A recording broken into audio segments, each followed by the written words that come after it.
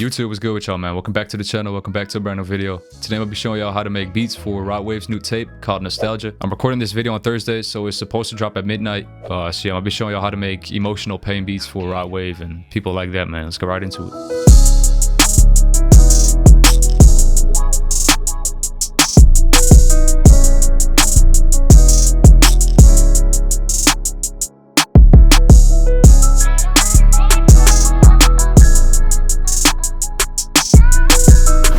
So y'all heard the beat in the intro. I made the beat from scratch, so no samples or shit like that. Yeah, I'm gonna start deconstructing the melody first, and after that I'm gonna deconstruct the drums, man. So I think I'm gonna start out with the piano, since that's what's probably the most important part in these type of beats, man. Like, of course you need a good high quality piano to really get the emotion going, since that's really important. The piano I used is the LA Custom C7 Cinematic from Keyscape. Got the BPM set to 166, working in C# minor. So this melody right here is the basic piano melody.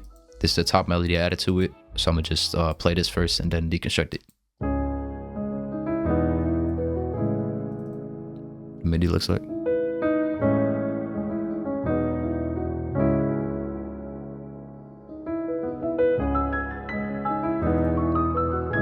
The top melody.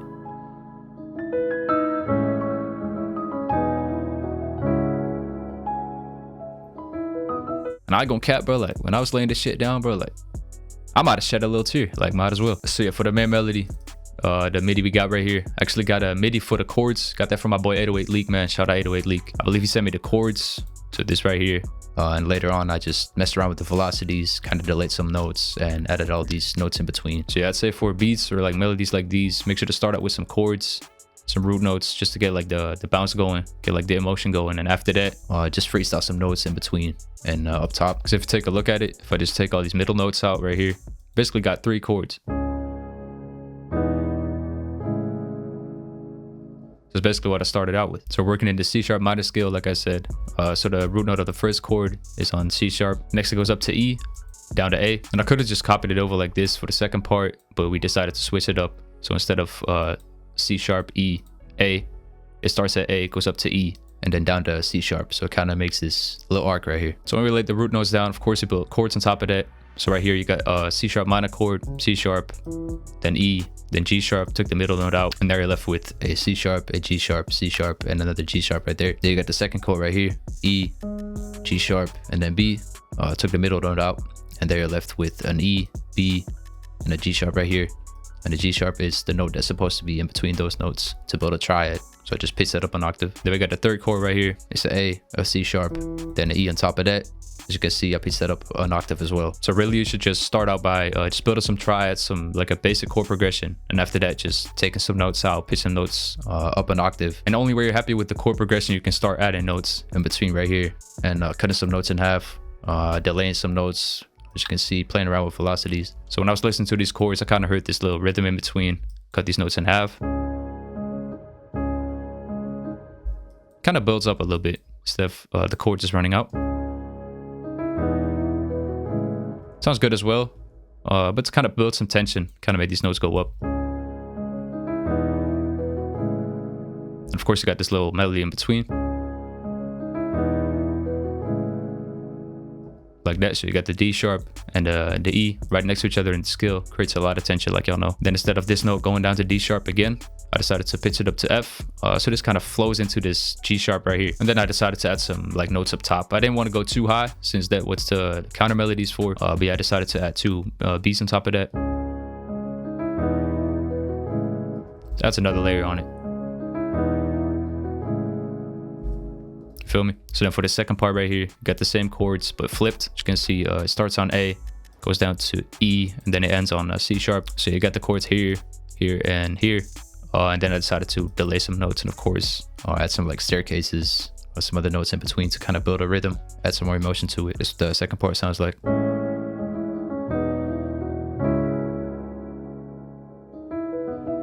And what I keep in mind when laying down these melodies in between is right here you're really like asking a question to the melody, if that makes sense, and right here you're giving the answer.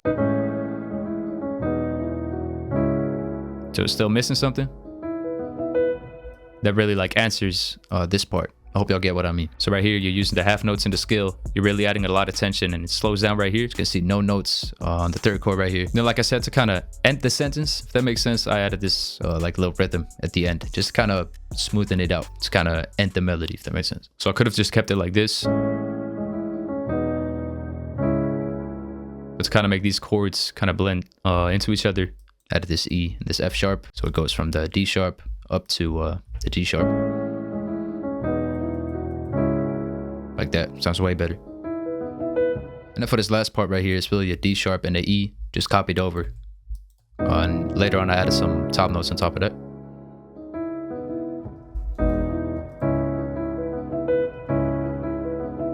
And the best tip is practice. Like the more melodies you make, the easier it's gonna be to come up with these type of melodies in between, and the better it's gonna sound eventually. I know y'all might not like the practice part, but that's really what it takes. So after I laid this progression down right here, the next step is crucial. You gotta play around with the velocities.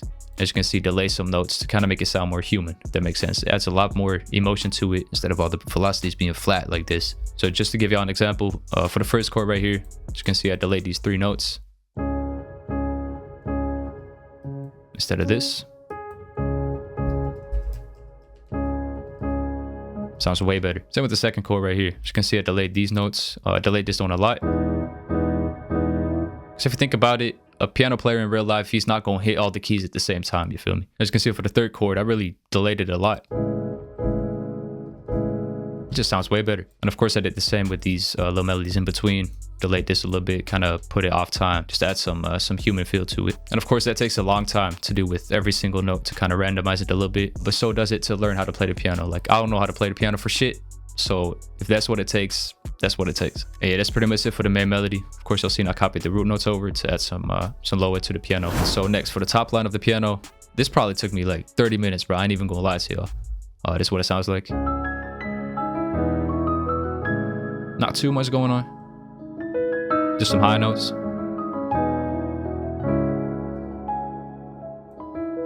And yeah, how I usually lay these top melodies down is I just lay a note down and just go from there. Like I just put some random stuff down and just see what kind of ideas I spark. So I guess I started out with this part right here. It's nothing too crazy. But after that, of course, you hear a lot of new melodies in your head. Of course, you want to leave some gaps in between to build tension for this part. Like, of course, you don't want notes all over the place playing throughout the whole melody, right? Like, you want that little question and answer effect, like I explained before. And of course, I could have just copied this part over and left it like that. Would have been way faster, way easier. But if you really want to add a lot of emotion to it, you can go crazy with 8 bars or even put it to 16 bars. But yeah, that takes a lot of time, of course. So yeah, for the second 4 bars, I got the same question and answer effect. Right here it goes down. Right here it continues.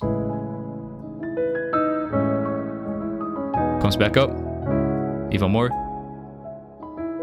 Hey, yeah, by the way, the reason why I put this in a separate pattern is so, for example, right, for intro right here, for the first 8 bars, you got no top melody, and you can take it out or add it later on to kind of play around with the arrangement a little bit. All right, so that's it for the piano melody. It's probably the most complex thing I ever explained on this channel before, but it's over with. But of course, I added some effects to that piano. Start out with the EQ, this shelf right here, since you don't need the sub lows or the really highs, like I just cut them out. Add a second EQ to it, took some of the harsh frequencies out and boosted some of the highs to add some more presence, some more air to it. After that, add a pretty big reverb to add even more emotion to it, so add some room to it. And then lastly, just to kind of clean it up, I got this EQ lowering some of the low mids and boosting some of the high mids. And that's pretty much it for the piano, man. So after that, of course, you can't go wrong with the vocal chop. So that's what I added to it. That's what it sounds like.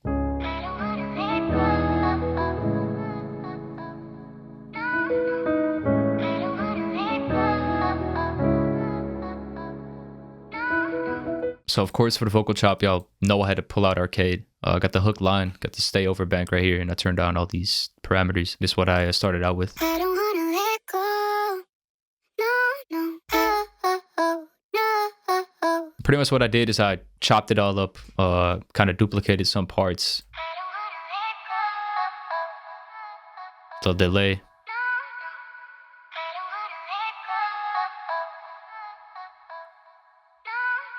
And how I chopped it up like that is I rendered this out into an audio clip and just duplicated it, chopped it up, and yeah, just basically experimented and complemented the piano. But of course, I had to put some effects on the vocal. So without effects, it would have sounded like this. So I started out with this little shelf right here, kind of as the telephone effect. it was still very dry. I had a ping pong delay to it. These settings right here. And for Hall of Vintage Verb to add some room to it.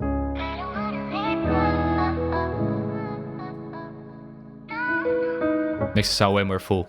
And that's it for the vocal chop. So for the next melody, I got this guitar preset from Atmosphere. It's called Young Love. 808 Lee put me onto this, so bro, shout out to my dog. And I laid down 2 notes, a C sharp and an F sharp. Nothing crazy, but I played around with the pitch, as you can see, with the pitch knob on my MIDI keyboard. So since it's only 2 notes, I decided to kind of pitch bend it like you would do on a real guitar. So pitch it up and down.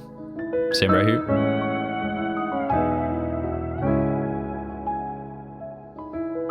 It's just a very subtle melody, but it complements the piano perfectly and adds a lot of emotion to it. And of course, there's a million other ways to do this, but I figured this was the easiest way to do it.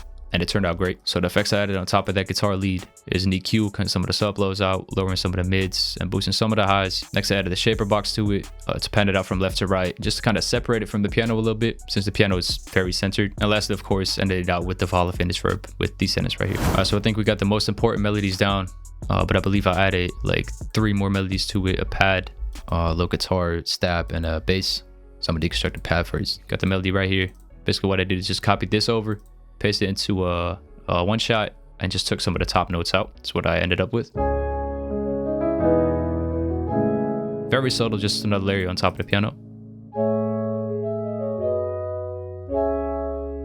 As you can see, I only added that once in the first part of the verse, so it's not playing throughout the whole beat. As you can see, put 4 effects on that.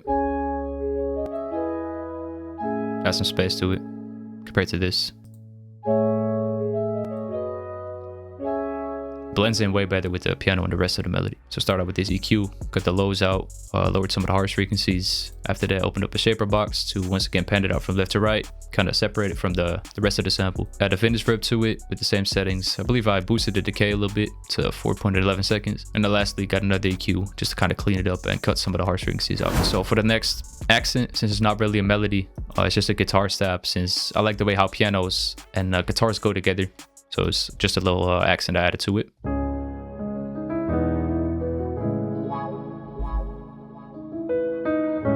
And complements the piano perfectly. Got a basic EQ, boosting a lot of the highs and taking almost all of the low end out. Next, got a ping pong delay. It's kind of panned it out from left to right. Add a chorus to it. You can't go wrong with the chorus on a guitar. Like, it widens the sound, just makes it sound a lot more full. And of course, I added a Hall of Vintage Verb to it. The mix turned up to 37%. So of course, we were still missing some low end in the sample. So I added the sub bass to it.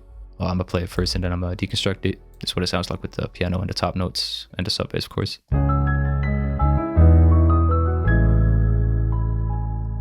By itself. So for that bass guitar, I opened up Sonology and I got this preset right here. I laid down these notes, just copied over the root notes, kind of added some little short stabs in between. Nothing too crazy. Kind of lowered these in velocity. So then, of course, you can see I rendered it out and put some effects on it. Start out with the EQ. I took almost all the high end out to really bring that low end out. So yeah, instead of boosting the low end, you can just take out the high end. It will kind of serve the same purpose. After that, just add a little distortion to it, a little EQ. I added this effect from Waves. Makes it sound a little bit more full.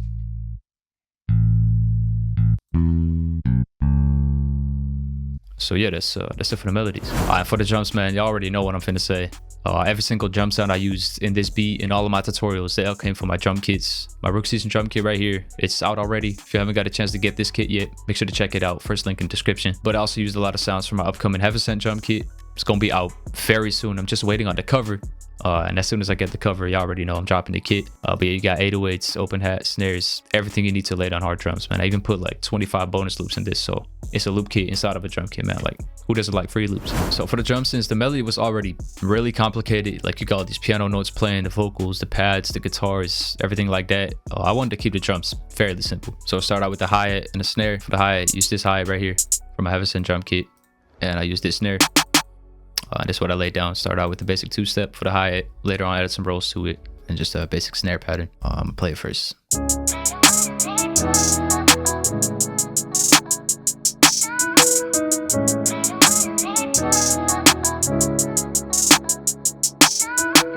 So like I said, start out with the basic 2-step, then I added some rolls to it. All the rolls I added in a half step. So yeah, start out with this roll right here. Next I copied that over to a lower octave. I just kind of play around with the octaves a little bit, add different pitches to the hi-hats. Then for the second 2 bars, I got the same roll right here, but I decided to pitch it down 1 note, just to kind of make it sound more unique. Next I also decided to add this roll at the end right here, and this roll right here is the same roll as I have right here, just pitched down 1 note. Then for the snare pattern, got a basic snare pattern going, but I decided to add this little note in between. It is pretty much all there is to it. So with these type of beats, you can go with the 808, you can get away with that, but I decided to add a kick on top of the 808 since in Rot Waves beats, a lot of the times there's a kick layered on top of the 808. So this is what I laid down right here.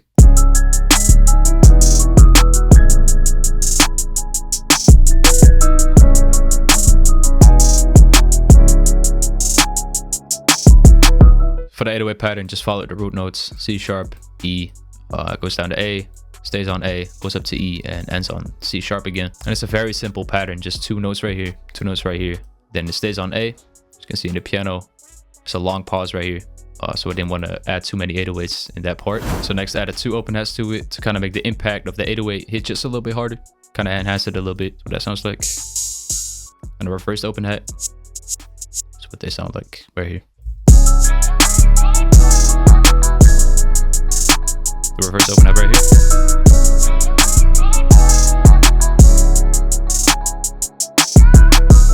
And the main open hat is a very basic pattern. Got one on the first and the second bar. Next got one hidden right before the 3rd bar, just to kind of break the pattern we had going on right here. And then I added one at the end of every 4th bar. The same pattern.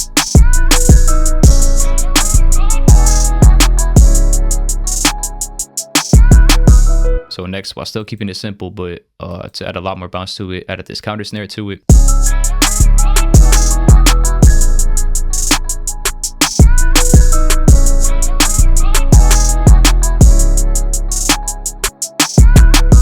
And I didn't go crazy on no snare rolls, nothing like that. I just filled in some empty gaps, got 2 notes hidden right here. It's pretty much the same pattern, as you can see, but at the end I switched it up, added this note right here, and added these in some lower octaves, and I decided to pan those out. And the counter snare hitting in a lower octave and panning out from left to right kind of brings it out without adding a lot of rolls to it. Right here. Then for the last element of the drums, added the shaker to it. Also added some reverb to that right here, and added that twice, hitting right before the 2nd bar throughout the 8 bars.